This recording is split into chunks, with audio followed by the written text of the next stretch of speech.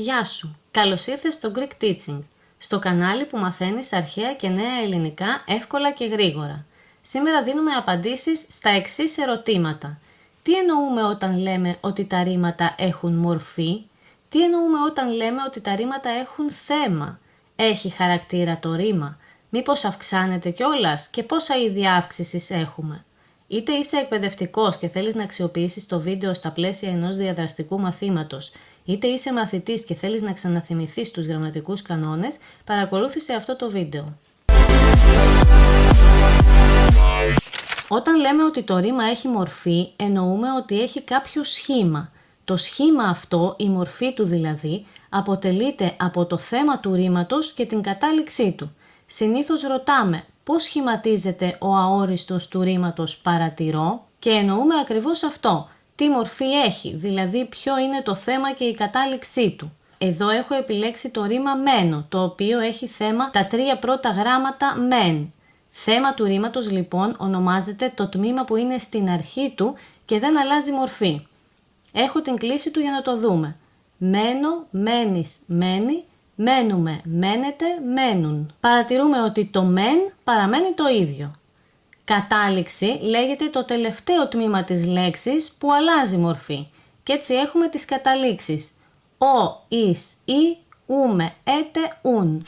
Το πώς θα αλλάξει το θέμα μας από τον ενεστώτα στον αόριστο εξαρτάται από το χαρακτήρα του. Χαρακτήρα ονομάζουμε τον τελευταίο φθόγκο, το γράμμα δηλαδή, πριν από την κατάληξή μας. Έτσι πάμε στο πινακάκι μας. Εάν το ρήμα μας έχει θέμα με χαρακτήρα φωνήεν, έχω επιλέξει το ρήμα ενισχύω, που έχει το φωνήεν ύψιλον ως χαρακτήρα στο θέμα του, γιατί το ύψιλον είναι πριν το ωμέγα, ο αόριστός μας θα σχηματιστεί με το χαρακτήρα του το σίγμα κανονικά, γιατί ο αόριστος κανονικά έχει χαρακτήρα σίγμα.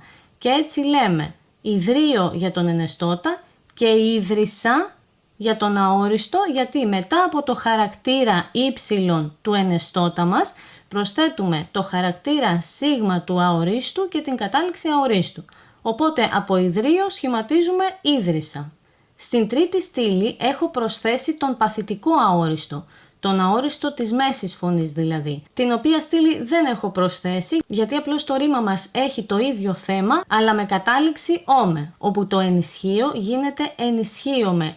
Ο αόριστος στα ρήματα που το θέμα τους έχουν χαρακτήρα φωνήεν σχηματίζεται κανονικά με χαρακτήρα θήτα και παίρνει κατάληξη ήκα. Έτσι το ενισχύομαι θα γίνει ενισχύθηκα. Τώρα παρατηρούμε ότι πάνω στο πινακάκι δεν γράφω ενεστώτας αόριστος, παθητικός αόριστος, αλλά ενεστωτικό, αοριστικό και παθητικού αορίστου. Αυτό το έκανα γιατί πριν την κατάληξη ωμέγα είναι το θέμα μας, το οποίο το έχω χωρίσει με μία παυλίτσα. Έτσι έχουμε το ενεστωτικό θέμα, το αοριστικό και το θέμα του παθητικού αορίστου. Κάθε ρήμα έχει τρία θέματα και από αυτά τα θέματα σχηματίζονται και οι υπόλοιποι χρόνοι. Έτσι, με βάση το ενεστωτικό θέμα θα σχηματιστεί και ο παρατατικός του ενισχύου που θα γίνει ενίσχυα. Βλέπουμε ότι κρατάει το ενισχύ μέχρι το ύψιλον δηλαδή και μετά προσθέτει τις καταλήξεις του κάθε χρόνου. Έτσι σχηματίζονται οι χρόνοι είτε από το αοριστικό είτε από το θέμα του παθητικού αορίστου. Και αφού εξηγήσαμε ποιο κομμάτι της λέξης είναι το θέμα του ρήματος και ποιο η κατάληξή του, πάμε να δούμε και τους υπόλοιπους χαρακτήρες που μπορεί να έχει το θέμα μας, οι οποίοι βρίσκονται στην πρώτη στήλη που τους έχω σημειώσει με πράσινο. Εάν λοιπόν το ρήμα μας έχει θέμα με χαρακτήρα ΑΙ, ΑY, έχω επιλέξει το κλαίω και το παιδεύω σε αυτή την περίπτωση, ο αόριστος θα σχηματιστεί με χαρακτήρα ψ και θα γίνουν αντίστοιχα έκλαψα και πέδεψα ή πέδευσα. Παρατηρούμε ότι διατηρούν το α και το ε, ενώ το ύ επειδή ενώνεται με το σίγμα του αορίστου τρέπεται σε ψ. Ο παθητικός αόριστος στα ρήματα με αυτά τα φωνήεντα σχηματίζεται με αY ταφ και εY ταφ αντίστοιχα πριν την κατάληξη. Έτσι το θέμα του παθητικού αορίστου για τα παραδείγματά μας είναι το κλαφτ και το παιδεύτ αντίστοιχα. Το ήκα είναι η κατάληξή μας. Αντίστοιχα, ενεστωτικό θέμα με χαρακτήρα χιλικό σύμφωνο, δηλαδή π, β, φ και τα συμφωνικά συμπλέγματα π, ταφ και φ, ταφ σχηματίζει το αοριστικό θέμα με χαρακτήρα ψ και το θέμα του παθητικού αορίστου με φι τάφ. Για παράδειγμα, το γράφω έχει θέμα γράφ, με χαρακτήρα φι δηλαδή, το οποίο θα γίνει εγράψ με χαρακτήρα ψι για τον αόριστο και γράφτ με χαρακτήρα φι τάφ για τον παθητικό αόριστο. Στα θέματα προσθέτουμε και τις καταλήξεις μας ανάλογα με το χρόνο στον οποίο βρισκόμαστε. Ωμέγα για τον ενεστώτα, α για τον αόριστο και ήκα για τον παθητικό αόριστο. Άρα γράφω, έγραψα, γράφτηκα. Επόμενη κατηγορία χαρακτήρων είναι τα ουρανικά σύμφωνα και βλέπουμε στον πίνακα ποια είναι αυτά. Κάπα γάμα χ, 2 γάμα, χ νι, 2 σίγμα ή 2 τάφ. Έτσι, στο ρήμα κηρύττω, το ενεστωτικό θέμα με χαρακτήρα 2 τάφ θα γίνει αοριστικό με χαρακτήρα ξι, δηλαδή κήρυξ, και θέμα παθητικού αορίστου με χαρακτήρα τα σύμφωνα χ τάφ, δηλαδή κηρύχτ και ήκα για την κατάληξη. Έτσι έχουμε κηρύττω, κήρυξα, κηρύχτηκα αντίστοιχα. Η επόμενη κατηγορία είναι αυτή που έχει χαρακτήρα οδοντικό σύμφωνο, δηλαδή δέλτα και θήτα. Έτσι το ενεστωτικό θέμα με χαρακτήρα θήτα θα γίνει σίγμα στον αόριστο και στον παθητικό αόριστο σίγμα τάφ. Για παράδειγμα έχω το ρήμα πλάθο με χαρακτήρα θήτα που γίνεται έπλασα για το αοριστικό θέμα με χαρακτήρα σίγμα και πλάστικα για τον παθητικό αόριστο με χαρακτήρα σίγμα τάφ. Επόμενος χαρακτήρας είναι το ζήτα. Άρα το θέμα του ενεστώτα μπορεί να έχει χαρακτήρα ζήτα που επίσης θα γίνει σίγμα για το θέμα του αορίστου και σίγμα τάφ στο θέμα του παθητικού αορίστου. Παραδείγματος χάριν, μυρίζω, μύρισα και μυρίστηκα. Αλλά το ζήτα μπορεί να τραπεί σε ξι στο αοριστικό θέμα και σε χ τάφ στο θέμα του παθητικού αορίστου. Και έτσι έχουμε το παράδειγμα κοιτάζω, κοίταξα, κοιτάχτηκα. Τελευταίος χαρακτήρας σε θέμα ρήματος μπορεί να είναι το νι, που στο αοριστικό θέμα ή τρέπεται σε σίγμα ή παραμένει νι και στο θέμα του παθητικού αορίστου τρέπεται σε θήτα. Έτσι το ντύνω θα γίνει έντισα για τον αόριστο και ντύθηκα για τον παθητικό αόριστο αντίστοιχα, ενώ το γλυκαίνω θα γίνει γλύκανα με νι αντί για σίγμα και γλυκάθηκα για τον παθητικό αόριστο. Πάμε στα ρήματα της β' συζυγείας, αυτά δηλαδή που τονίζουν το ωμέγα της κατάληξής τους. Τι γίνεται σε αυτά τα ρήματα? Όλα διατηρούν το χαρακτήρα του ενεστωτικού θέματος. Για παράδειγμα, αγαπώ, αγάπησα, αγαπήθηκα. Και τα τρία θέματα έχουν χαρακτήρα π. Επόμενο, διατηρώ, διατήρησα, διατηρήθηκα. Και στα τρία θέματα υπάρχει ο χαρακτήρας ρο. Άλλο, μπορώ, μπόρεσα, έχει χαρακτήρα ρο και στα δύο θέματά του. Αυτό το ρήμα δεν έχει παθητικό αόριστο γιατί δεν σχηματίζει μέση φωνή, σε όμε δηλαδή μπορούμε. Τελευταίο παράδειγμα, έχω το ρήμα καλό που γίνεται κάλεσα στον αόριστο της ενεργητικής φωνής και κλήθηκα στον παθητικό αόριστο. Παρατηρούμε ότι και εδώ και τα τρία θέματα έχουν χαρακτήρα λάμδα. Επίσης, στα ρήματα της β' συζυγείας, ο αόριστος της ενεργητικής φωνής έχει πάντα κατάληξη ίσα και ο αόριστος της παθητικής φωνής έχει πάντα κατάληξη ήθικα. Έτσι μπορούμε να σχηματίσουμε οποιοδήποτε ρήμα αφού ξέρουμε ποια κατάληξη θα πάρει. Είπαμε όμως ότι θα μιλήσουμε και για την αύξηση του ρήματος. Αύξηση ονομάζεται το ε που προστίθεται πριν το ρήμα μας και έτσι αυτό αυξάνεται κατά μία συλλαβή.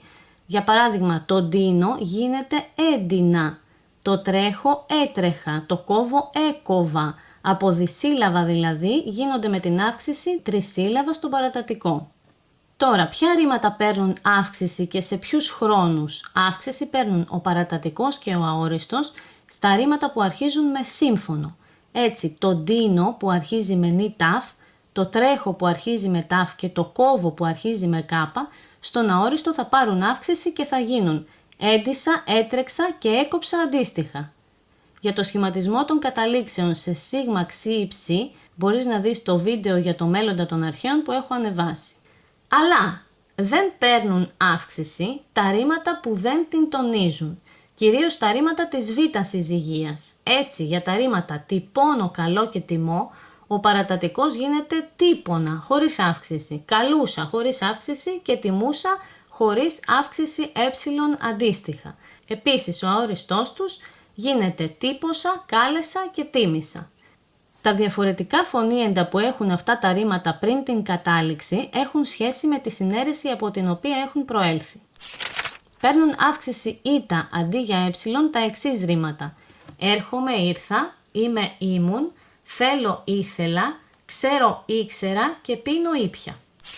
Επίσης, τα ακόλουθα ρήματα παίρνουν αύξηση ει και όχι ε. Και έτσι για το βλέπω λέμε έβλεπα στον παρατατικό και είδα στον αόριστό του.